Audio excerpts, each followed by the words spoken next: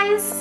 Happy New Year to everyone. I am so excited to be doing this episode where we're going to talk about financial goal mapping for 2024. It's the beginning of a brand new year. Lots of possibilities, fresh starts, lots of resolutions, right? It's the perfect time to reset old patterns and build new ones. It's what I'm doing. I'm sure all of you are doing this. And if you have a goal for 2024, if this is the year you want to take your finances to the next level, if this is the year you want to start generating really meaningful passive income and really taking those intentional steps towards financial freedom, I know how that feels, and I'm so excited that you're motivated to do that, but it can also feel overwhelming. So what I want to do today is, if you're thinking about taking your finances to the next level, I want us to do this with 3 steps, right? So let's get started.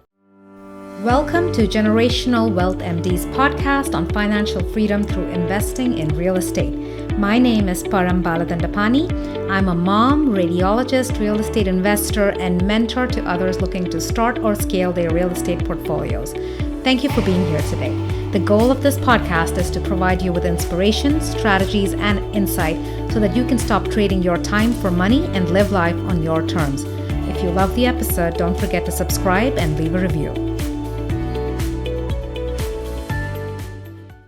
If you're thinking about taking your finances to the next level, I want us to do this with 3 steps, right? First, we're going to take a macroscopic view and we're going to talk about the one shift, right? It's like The One Thing by Gary Keller. You have to have one thing that you're focusing on. And so we're going to start off by talking about the most impactful thing that you can do for your passive income in 2024. Then we're going to go ahead and build your roadmap. And I've always said this, personal finances is personal. One size does not fit all. And so I'm going to help you build a custom roadmap for yourself, right? These are the steps you need to think about and then write down what makes sense for you. So we'll build a personalized roadmap for you for 2024.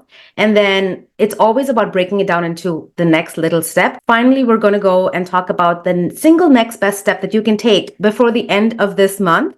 That is really going to help you, change the trajectory of your investing and your financial journey. So let's get started. Okay. So I'm not sure how many of you read The One Thing by Gary Keller. I've read summaries. I haven't read the actual book, but it's on my list. The one thing, the concept is how there is so much power in simplicity and prioritizing things when you're trying to achieve success. And the essential question that you need to ask yourself is always, what's the one thing I can do? And such that by doing it, everything else will be easier or unnecessary. Right? And so that's a very, very powerful question if you actually think about it. When we talk about financial freedom, what I've noticed is that for physicians, right, most of us, the way we've been trained to think about investing in financial freedom and passive income is, working more and saving more is the way to really accelerate to financial freedom. Right. And I've always said this, I've maintained this. If you've heard me say this before, you understand the concept. If that's where your focus is, I honestly believe you're focusing on the wrong things, right? Working more and saving more is the hardest way to get to financial freedom. And we want to be working smarter, not harder. And the biggest 90%, right, of impact in terms of what your portfolio return is, in terms of what your passive income is, 90% of the impact comes from asset allocation. There are studies to show this. I'm going to run through a scenario to show you how impactful this can be. And that is the one thing that you should be focusing on in 2024 if you're really trying to take your financing to the next level. Now, ultra high net worth investors, if you look at their portfolio, 50% of their assets are in alternative assets, which is real estate, private equity, right? They have less than 30% in the stock market. And the rest of us typically, and even this is what my portfolio looked like before I made massive shifts, right?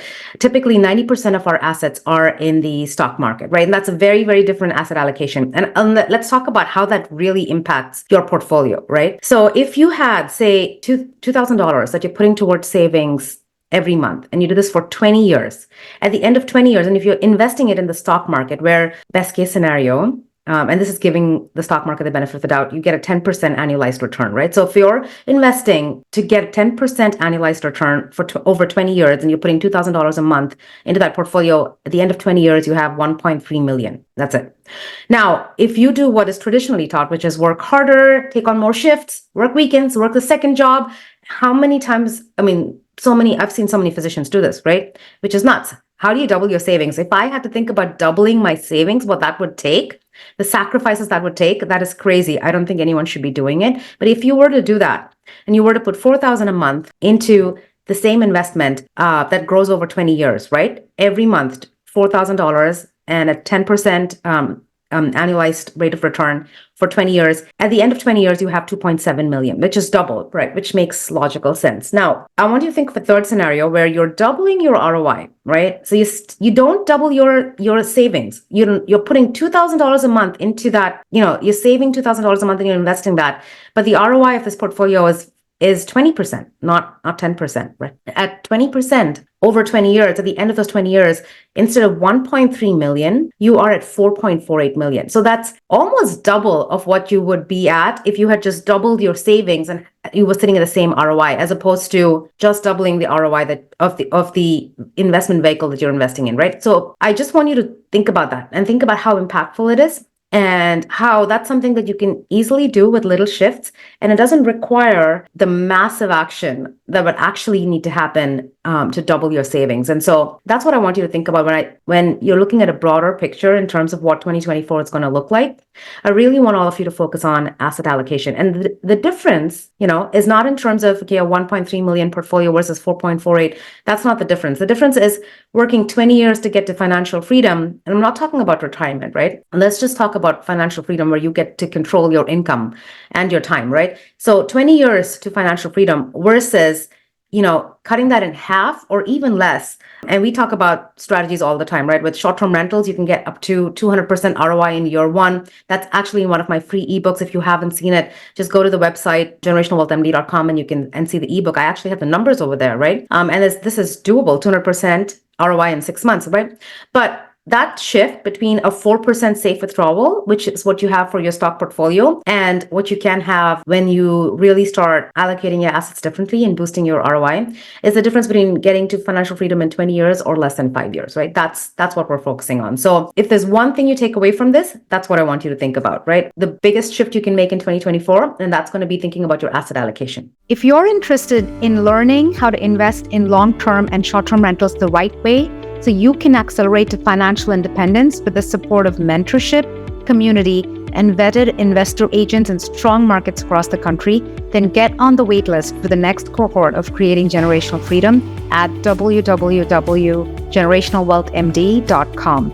You don't have to learn from decades of costly mistakes by yourself. The program is only open for enrollment in the spring and fall each year. In the last 6 months alone, our members have acquired over $60 million of real estate, and more importantly, they're living life and practicing medicine on their terms. You don't have to do it alone. Okay, so now that we've covered the most important thing, let's move on to goal setting and specific steps. And I try to break this down into 5 separate steps that you can use to build your roadmap for 2024 as far as your finances is concerned, okay? And the first step, step 1, is going to be, and it almost feels like I'm repeating this over and over again, but this is always step 1, right? Where are you now? What is your financial independence number? How much do you need in passive income, right, to maintain the same lifestyle? How much do you need? What's your financial independence number at this time, based on how you're currently investing, how many years to financial freedom, and what is your goal, and what shift are you going to make to get to that goal? That's it. That's step 1. The best resource for this, and I've shared this before, is we have a financial independence calculator that you can use. You go to generationalwealthmd.com, resources, and under resources, you have the financial independence calculator. It helps you figure out your financial independence number. It helps you figure out how many years to financial freedom if you're doing what you're doing now, and then you can plug and play different numbers, change your asset allocation, and see how you can get to your goals. But that is step 1. Again, that's a macroscopic view, but I want you to start over there. This is the exact same calculator I used in 2019 when at that point, based on my stock portfolio, I only had about 2,000 in passive income. Taking that first step, once I made that shift, I was able to, within 12 months, go from 2K to 10K in passive income. Okay. So the first step is always going to be this macroscopic step. Okay. Where am I now? Where do I want to go? What am I going to shift? Okay. So that's step 1. Step 2, this is where I want you to really, really deep dive into your current asset allocation. Okay. Where are you now? What's your goal? So when we think about asset allocation, that is, how is my portfolio divided between stocks, bonds? Bonds also includes everything that's fixed income, right? So money market funds, treasuries, anything over there that's fixed income, CDs, all of that, right? So keep that as one category. So fixed income, stocks, and then real estate if you have any.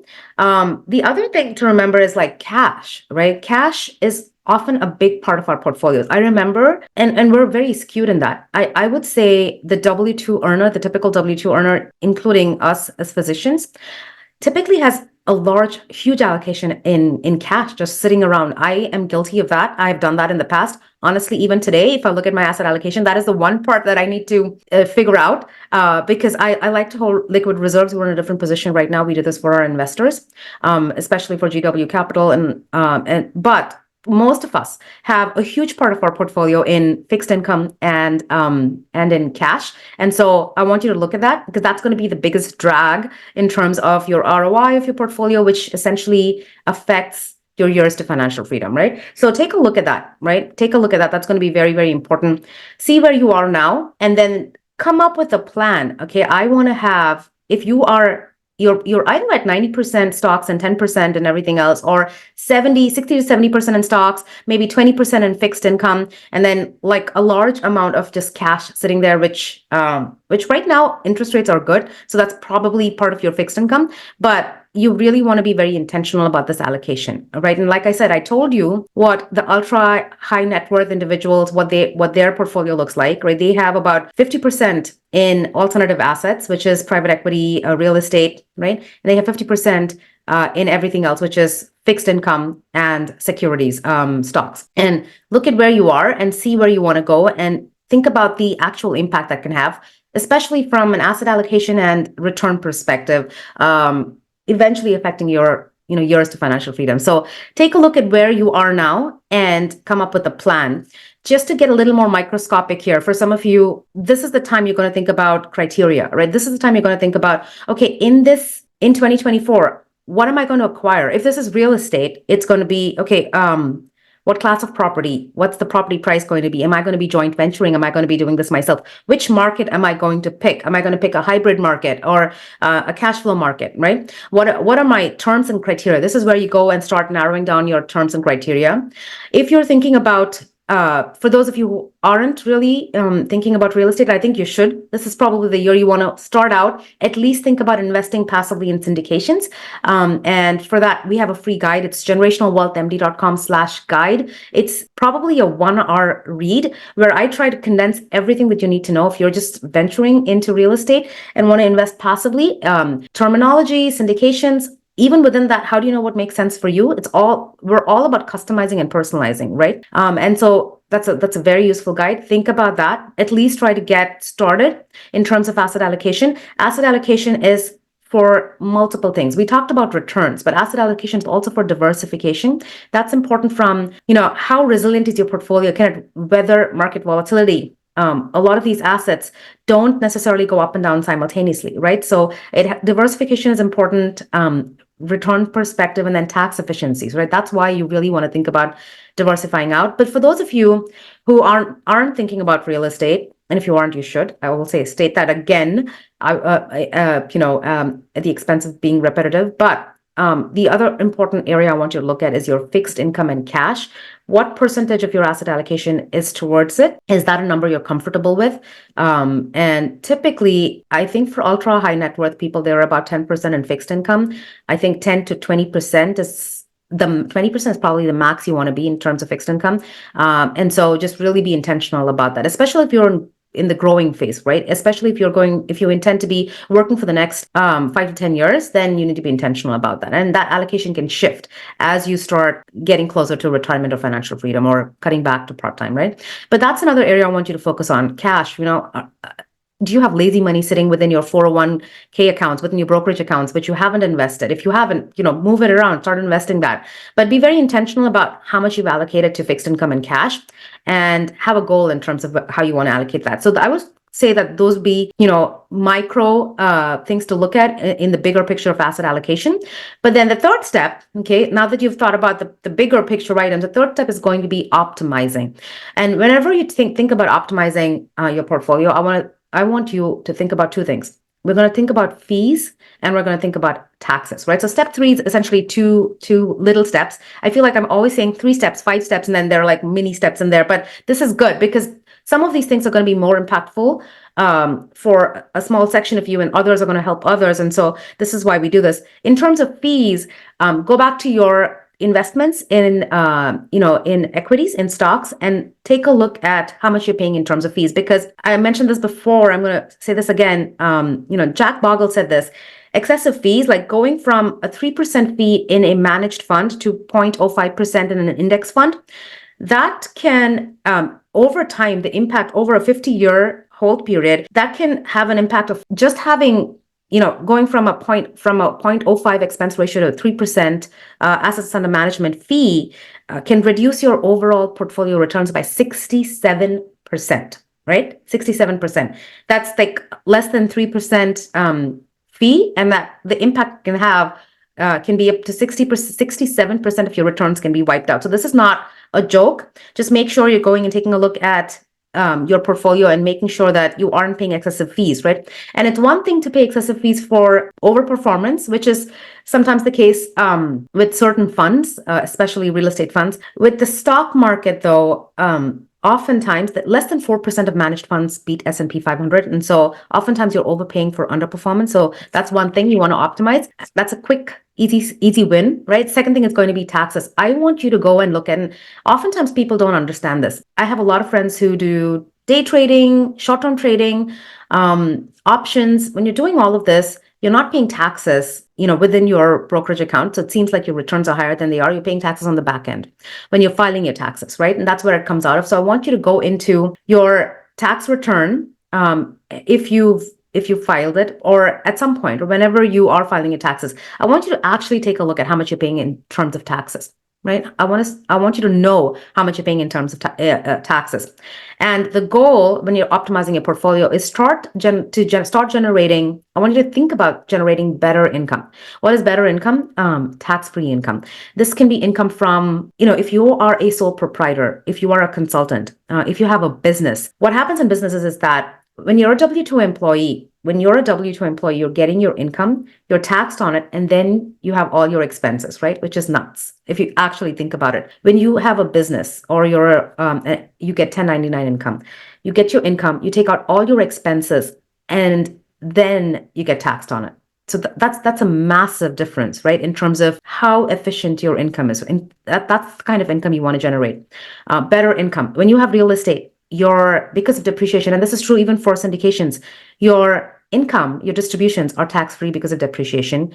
Once your property appreciates in value, and in 2021, my portfolio increased in value by $1 million, that you can tap into that tax-free, right? So the income you're generating from businesses, from real estate, even within real estate, if you have short-term rentals, having it on a Schedule E versus a Schedule C, right? Getting income on a Schedule E, you're not paying self-employment taxes. Those are things you need to start thinking about, because that can have a huge impact on your overall portfolio performance, your passive income, right? So start thinking about what your taxes are and how you can start investing and making shifts to start generating better income, which is tax-free income where you don't have to essentially, if you have a 1099 and you're above a certain number, I believe it's if you're making over, $40,000 to $80,000, it makes sense to have an S corp, because then you're getting distributions where you're not paying self-employment taxes, right? So a portion of your income comes out of distribution. So multiple different ways where you can start thinking about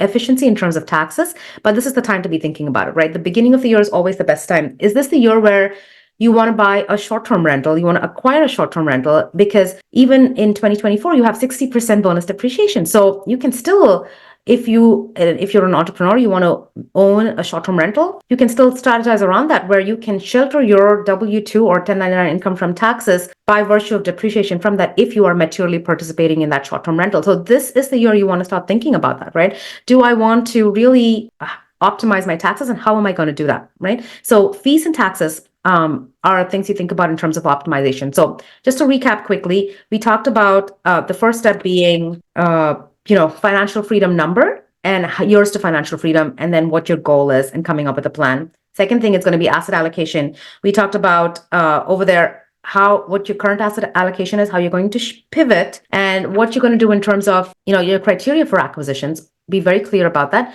And then taking a look at your fixed income and cash and seeing if you're heavily weighted over there and if that's dragging down your portfolio and how you can, allocate that better. Then we talked about optimization, where we're going to look at how do we generate better income, which is tax-free this year? How are we, being more efficient in terms of fees in our portfolio? Okay, that's for optimization. Now, step 4 and 5 may not seem like they're very tactical, but they are, in my opinion, going to have the biggest impact in building your roadmap and staying on track. Okay, so step 4 is going to be learning to de-risk your portfolio. And I'm forgetting Warren Buffett's quote over here, but it is to the effect that risk comes from not knowing what you're doing. And I think that is the actual quote. But this is the time you also want to really plan about how you're going to educate yourself to lower risk, right? I've always said real estate, if you look at Sharpe ratios, real estate is actually significantly lower risk than the stock market. The stock market tends to be more volatile. Real estate is lower risk. But again, I feel like the more you educate yourself, you're really able to then think about highest risk-adjusted returns, right? Because that's how you're lowering your risk profile. And so I want you to come up with a plan in terms of how you're going to educate yourself, what resources you're going to use to educate yourself. For those of you interested in investing in syndications, the guide, generationalwealthmd.com/guide is a great resource. But for all of you on here, anyone thinking about taking finances to the next level, I'm super, super excited to talk about the Physician Freedom Summit, which we're hosting again in 2024 in March. You can sign up for free. It's virtual. This is the way we get to impact more physicians, right? We have thousands of physicians attending the summit every time we host it. generationalwealthmd.com/summit. I want you to go and sign up. The summit is always a place where we bring together physicians who are 7 and 8 figure entrepreneurs, right? Who are changing the way medicine is being practiced, experts in burnout intervention, experts in financial freedom, people who became financial free in their 30s and 40s, right? Who will talk about strategies, not just for real estate, for the stock market, right? How do you streamline your portfolio? What are the strategies that they used, right? We talk about alternative assets, private equity, passive real estate, active real estate investing, short-term rentals, long-term rentals, investing in apartment complexes, right? The speakers at the summit collectively have over $1 billion in assets under management. That is how much knowledge is coming to the summit. So I want you to tap into it. This is the best way to really de-risk your investing, right? Staying in the right space, educating yourself. So education is going to be a big part. And so I really want you to start thinking about, okay, what am I going to do to take my investing to the next level? I think the summit is a great place to really stay in the same space as these amazing entrepreneurs and trendsetters who have taken their investing to the next level. So definitely put that on your list of things to do. And then step 5 is community. I always say this: you are what is the saying? You are the average of the 5 people you surround yourself with. I want you to now write down the 5 people you spend the most time with every single day, and see if they are W-2 earners, if they're investors or entrepreneurs, right? And if you want to change things around for yourself, then the best way to do it is to surround yourself with a community of people who are doing the same thing. That is going to be super, super valuable, to educate yourself, but more importantly for accountability, right? And to help you to have the right mindset, okay? So community is going to be great. Again, at the summit, we are expecting 5,000 physicians. That would be your tribe, people who are also looking to do the same thing in 2024. So definitely sign up for the summit. And so finally, we talked about the one thing that is going to have the most impact for you in 2024. We talked about 5 steps to build your own roadmap to financial, taking your finances to the next level in 2024. And finally, I want you to think about the next step, the single next step, right? Like a lot of these steps that I talked about are things you can do right away. Nothing is is going to take you a lot of time, but I want you to think about one single step, right? And this is going to be really important. You can time block for this, but give yourself a deadline. This is something I want you to do before the end of the month, right? That is really going to have a massive impact for you. So that could be something as simple as I'm going to go and take a look at the fees that I'm paying in my stock portfolio, and I am going to make sure that I'm optimizing it. For some of you, it may be I'm going to go and work on the financial independence worksheet and come up with, where I am right now, what my goal is and what I'm going to do. right? So it could be something as simple as that. For some of you, it may be as easy as saying, I'm going to go to generationalwealthmd.com/summit and sign up for the summit. And that's the one step I'm going to take. I'm going to attend the sessions. I am going to learn and educate myself, and that's going to be your one step.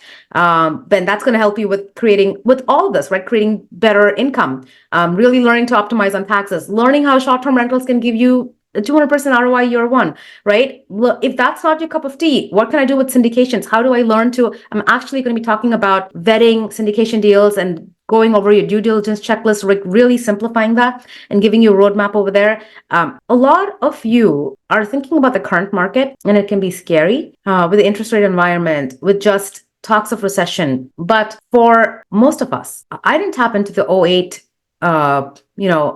slump and then the subsequent boom. I didn't tap into it. I was training till 2010, and I don't think I was even focusing on these things. But for many of us, the next few years are going to be when we really make our fortunes. And they say fortunes are made in downturns. Downturns are scary times. Those are times where people really think about staying on the sidelines. That's what most people think about. And I'm going to talk about that next in a separate episode, but they're actually tremendous opportunities for wealth building, financial freedom, and passive income. And I don't want you to be sitting on the sidelines. And so I think this is, the Physician Freedom Summit, we will be hosting it annually, but this is probably going to be one of the most impactful ones for many of us, because the next few years, if you really take action, if you really know what you're doing and you take action, the impact it can have on your portfolio, on returns, is just tremendous. And so I am super excited, and I hope that this was really helpful for you. And I'd love to hear from you in terms of what your next step is, or which of these things that we touched upon you think would have the most impact on you. I'd love to hear from you, but I hope this was helpful. Take it.